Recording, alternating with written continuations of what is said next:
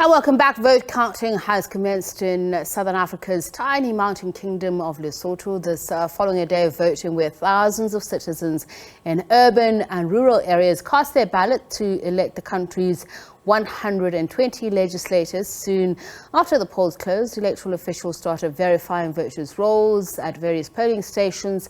The Independent Electoral Commission is expected to announce the official results early next week. No major disruptive incidents in the voting have been reported, although some accounts from voters and polling officials indicated that some people whose names were not on the voters' roll were turned away. At one station in the Tabatseka district in rural part of the country, the expected turnout was almost half of the number of registered voters expected. The elections are a tight race between the top three parties out of a field of more than 60 registered political parties.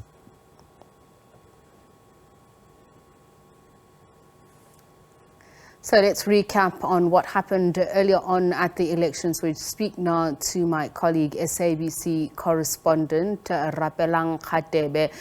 Rapelang, just give us a brief overview of voting. As we said, no major incidents, but I'm sure there are incidents to highlight.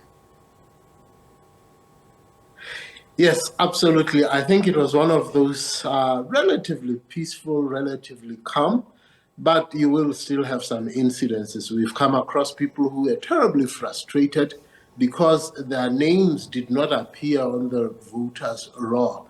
Most of them saying they received the SMSs that confirmed that they were in they have been confirmed maybe because they've made changes, but when they got to the actual polling stations, they could not get those. There were also incidences of relatively frustrated people because the queues were slightly longer, I think, than they had anticipated. But I think all in all, by the time the polls closed at 5 o'clock, some were still a bit disappointed because they had thought it would extend a little bit beyond that. But all in all, honestly, it has been relatively smooth. We have not heard of incidences that could cause major panic. And just in terms of procedure, did voting stations open and close on time? What about the management of the queues and, the rigors of voting itself, ballot boxes and the voters' roll, the management thereof, as we mentioned? To the best of my knowledge, the polling stations that one was able to go and visit, I was at Qimi. I also went to a place called Hamikema, where Professor Nkosamaha was casting his ballot. It was orderly. I think he had raised some of his concerns where he said he tended to see more people that are from outside that particular constituencies that were coming, and whether it was because it was pre-arranged, it was something, those are people who had taken transfers to those particular places, but he said it was something a bit concerning that he hopes it's people who belong to that particular constituencies that will actually not be coming from elsewhere. So I think out of that, except for those who were saying their names were not appearing, I think the logistics were quite good. The security, very orderly, very professional, one must say. And this time, I think they were very strict as to who comes to the proximity of the polling station to avoid people who just come and wander about aimlessly. So they were pretty hectic. The accreditation for journalists or whoever were observer missions, access to the polling station, I think it was quite orderly, one must say. Rapelang, let's just look at the demographics. When you and I last spoke, we mentioned that the votes that the various politicians are looking for, particularly the top three, to get a popular mandate to avoid a second round of the elections, to get 50 plus one past the post, needed the youth. Were they there in their numbers?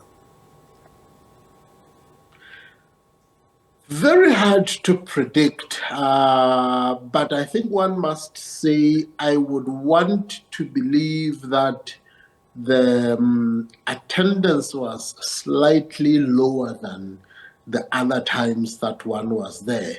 I don't know whether people had decided maybe to come at the last minute, but just by mere observation, one would think the turnout was slightly low.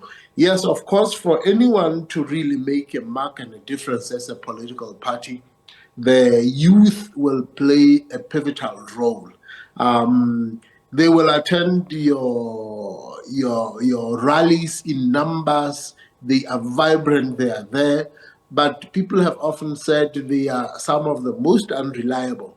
Whether they can actually be converted to going to throw that vote on that day. A lot of them have been known to take their trips, but I think I must commend even when one moved towards the border, because people tend to just use it as another holiday and go shopping in Bloemfontein and other places. This time, really, I hardly ever saw those kind of queues, telling me that the commitment was for people to actually go to the polling stations. If you drive through the cities, it was because it was a holiday. It was closed. Nothing was functioning. You could tell there is no one.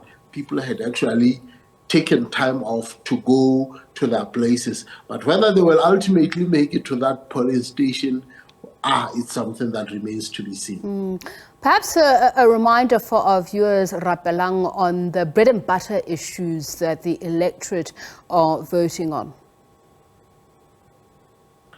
Yes, you will see, I think, in some of the shots that I had provided earlier on, things that have really come as topical issues. Road infrastructure absolutely dilapidated, and people are saying this inhibits even the attempts to go and make a living. Entrepreneurs, if you can't have good access to road infrastructure, already you are disadvantages. When it's coupled with escalating costs of fuel, it makes life even much more difficult. Water, some of the issues that one was seeing, just too many people not accessing your running water. They have to go to the riversides, they have to go to the makeshift taps for them to do their basic washings. It's still a little shocking to see so many people when you drive along the main roads having to do their laundry literally in those communal places, simply because the taps have run dry. So water scarcities are among some of the necessities that people are looking forward. It has become tough times. So I think for the first time this time, people are really talking to issues rather than being loyal to the colors of their parties. People are trying to really question and interrogate issues that will make their lives a little easier. And many of them are coming out clear saying they would really like to see some change. Who ultimately becomes government will have a very tough responsibility to report and account to people who have placed them in power. Whether it's going to be a coalition, it will have to be on its toes and hit the ground running. Okay, so let's look at the faces the electorate would have been looking at the ballot boxes, the ballot papers in terms of leadership. The outgoing deputy president, prime minister rather, that is Mathibedi Mkhotu of the Democratic Congress, in a close race with his current coalition party partner Nkaku Gabi of the ABC as the businessman turned politician whom we spoke to, Sam Madekane of the Revolutionary for Prosperity Party. Whom do you think Basotho seem to be persuaded by on who ought to lead that coalition? Yeah, indeed, Sepiso, it was one of the longest I have ever seen that voting paper. There has been close to more than 60 parties that are contesting this particular elections. And we have seen the likes of BAP, Professor Nkosi Mahao.